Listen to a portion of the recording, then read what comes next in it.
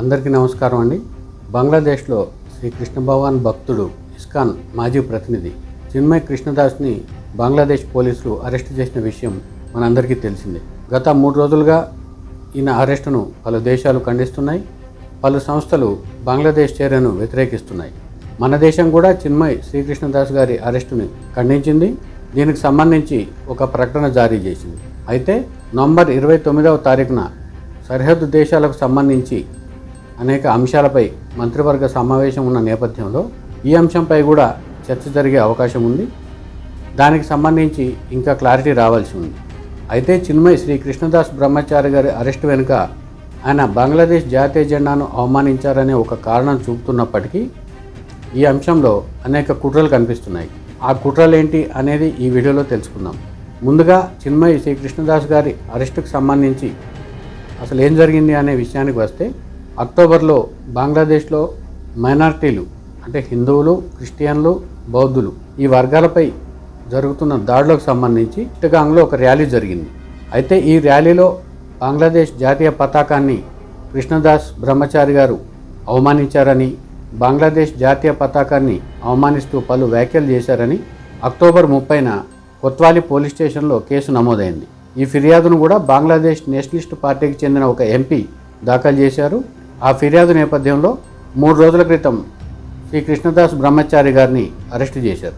అయితే ఈ అంశంలో కేవలం బంగ్లాదేశ్ జాతీయ పతాకాన్ని అవమానించినందుకే ఈయన అరెస్టు జరిగిందా అనే అంశాన్ని లోతుగా విశ్లేషిస్తే అనేక కుట్ర కోణాలు, ఒక గ్రూప్ ఆఫ్ పీపుల్ చేస్తున్న కార్యకలాపాలు వెలుగులోకి వస్తున్నాయి.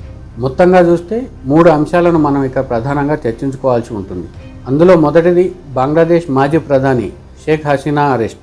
ఈ ఏడాది జూలై, ఆగస్టు మధ్యలో రిజర్వేషన్ల అంశం తెర మీదకి తెస్తూ కొన్ని విద్యార్థి సంఘాలు, అంటే విద్యార్థి సంఘాలు అనేకంటే కూడా కొంతమంది ఒక గ్రూప్ ఆఫ్ పీపుల్ అల్లర్లకు కారణమయ్యారు. అక్కడి ప్రజలను కానీ విద్యార్థులను కానీ రెచ్చగొట్టి హింసాత్మక చర్యలకు పాల్పడ్డారు. అదే సమయంలో షేక్ హసీనాపై అనేక ఆరోపణలు చేశారు.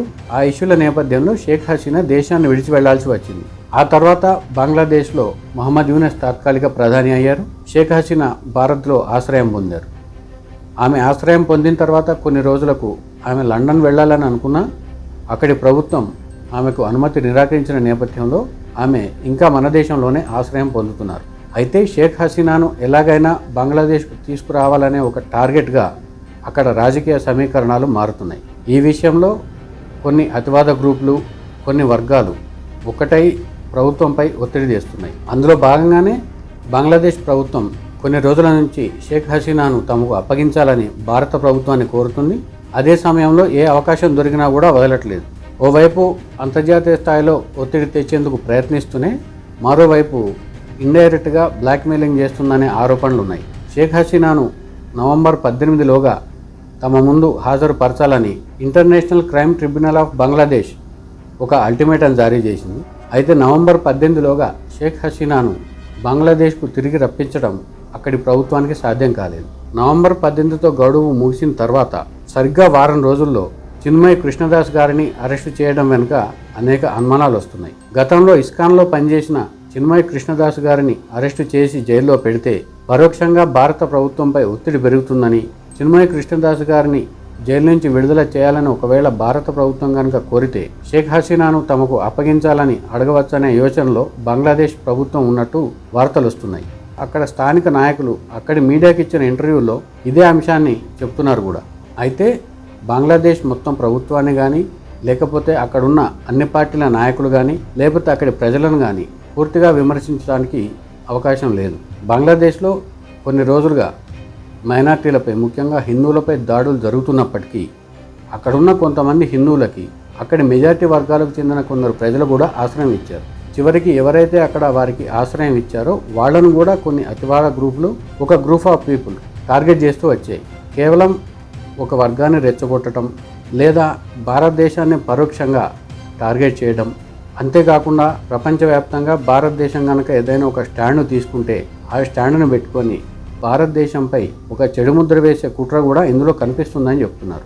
మొత్తంగా చూస్తే షేక్ హసీనా విషయంలో బంగ్లాదేశ్ వైఖరి ఎలా ఉన్నప్పటికీ భారత ప్రభుత్వాన్ని టార్గెట్ చేయడం, భారతదేశంపై ఒక చెడు ముద్ర వేయటం అనేది లక్ష్యంగా కనిపిస్తుంది. ఇక రెండో అంశానికి వస్తే విద్యార్థి సంఘాల ముసుగులో ఉన్న కొంతమంది నాయకులు చేస్తున్న కార్యకలాపాలు కూడా ఇందులో భాగస్వామ్యం అని చెప్పవచ్చు. వాస్తవానికి ఇస్కాన్ సంస్థ బంగ్లాదేశ్లో ఎలాంటి అత్యవసర పరిస్థితి వచ్చినా అనేక సహాయక కార్యక్రమాలు చేపడుతూనే ఉంది.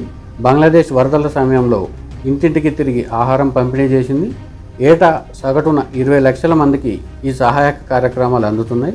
అంతేకాకుండా గత జూలై ఆగస్టులో మైనార్టీలు అంటే ముఖ్యంగా హిందువులు, క్రిస్టియన్లు, బౌద్ధులపై దాడులు చేసిన అతివాద గ్రూపులు కూడా ఇస్కాన్ సంస్థ పంపించిన భోజనాలు వారు స్వీకరించారు.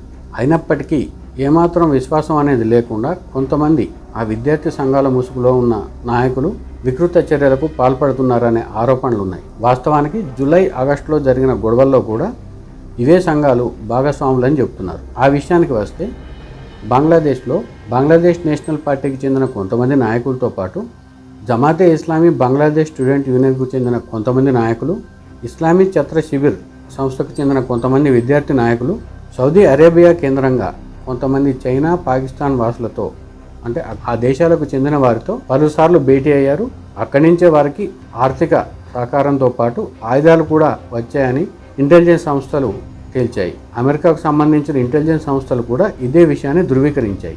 ఇప్పుడు జరుగుతున్న ఘటనల్లో కూడా ఈ సంస్థలే భాగస్వాములుగా ఉన్నాయి.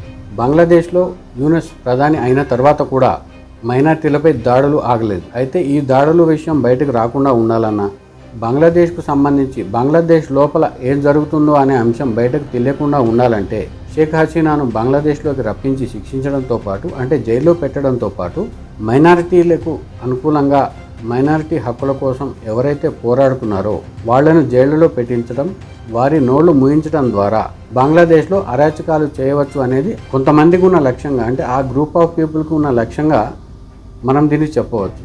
అందుకు బలాన్ని ఇచ్చే అంశం ఏంటంటే ఎప్పుడైతే శ్రీకృష్ణదాస్ బ్రహ్మచారి అరెస్ట్ అయ్యారో ఆ తర్వాత చిట్టగాంగ్ సమీపంతో పాటు ఢాకా ఏరియాలో ఉన్న కొన్ని ఇస్కాన్ టెంపుల్స్కి ఆ విద్యార్థి సంఘాల నాయకులు ఒక అల్టిమేటం జారీ చేశారు. 24 గంటల్లో బంగ్లాదేశ్లో ఉన్న ఇస్కాన్ ఆలయాలు మూసివేయాలని, ఆ సంస్థ ప్రతినిధులు బయటకు రాకూడదని ఇండైరెక్ట్గా హెచ్చరికలు జారీ చేసినట్టు అక్కడి మీడియాలో కొన్ని వార్తలు వచ్చాయి. ఈ అంశాలను బట్టి అక్కడ విద్యార్థి సంఘాల్లోని కొంతమంది ఒక గ్రూప్ ఆఫ్ పీపుల్ చేస్తున్న కుట్రకు అక్కడి ప్రభుత్వ సహకారం ఉందని మనం భావించాల్సి వస్తుంది. ఇక మూడోది ప్రధానంగా ఇస్కాన్ సంస్థ టార్గెట్గా ఇక్కడ మనం భావించవచ్చు.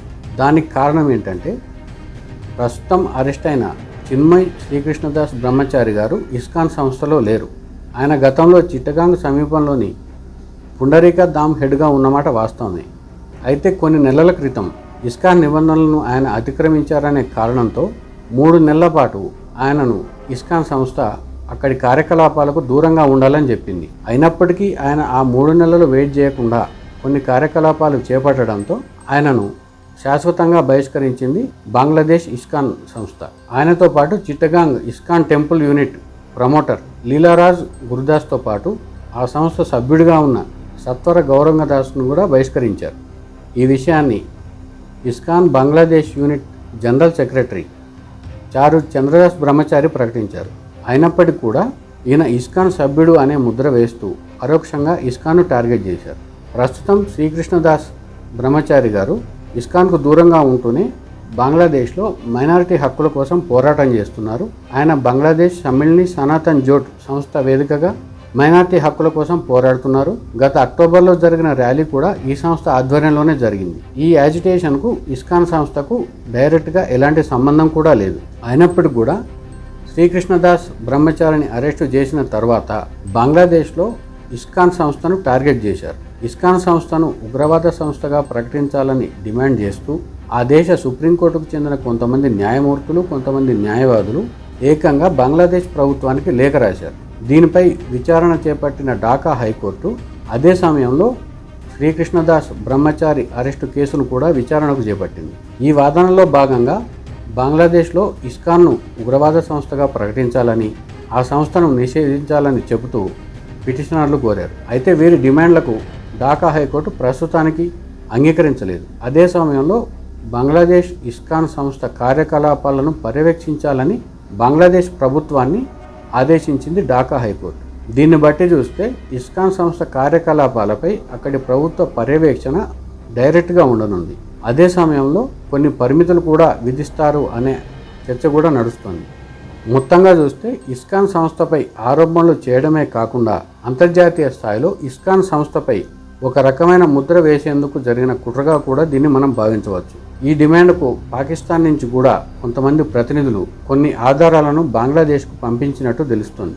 అయితే పాకిస్తాన్ పంపించే ఆధారాలు ఎలా ఉంటాయో మనం ఊహించడం పెద్ద కష్టమేం కాదు. కేవలం భారతదేశం టార్గెట్గా, లేకపోతే భారతదేశంలో ఉన్న మెజారిటీ పీపుల్ టార్గెట్గా అంతర్జాతీయంగా జరుగుతున్న అనేక కుట్రల్లో ఇది కూడా ఒక భాగంగా చాలామంది చెప్తున్నారు. కేవలం బంగ్లాదేశ్లో మాత్రమే కాదు, కొన్ని రోజులుగా కెనడాలో జరుగుతున్న పరిణామాలను బట్టి కూడా ఇదే విషయం మనం అర్థం చేసుకోవచ్చు.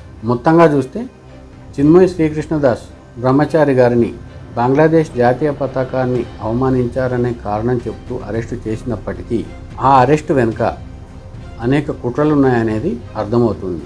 కేవలం రెచ్చగొట్టే కార్యక్రమాలు చేయడం, అశాంతిని రేకెత్తించడం ఇందులో ప్రాథమిక లక్ష్యాలుగా ఉన్నాయని చాలామంది చెప్తున్నారు. సో రానున్న కాలంలో భారత ప్రభుత్వం ఎలా స్పందిస్తుంది, ఆ స్పందనకు అవతలి వర్గం ప్రతిస్పందన ఎలా ఉంటుంది, ఈ అంశంపై రానున్న కాలంలో ఎలాంటి మార్పులు వస్తాయి అనేది వేచి చూడాలి. ఈ అంశంపై మీ అభిప్రాయం ఏంటో కామెంట్ రూపంలో తెలియజేయండి. Thank you friends.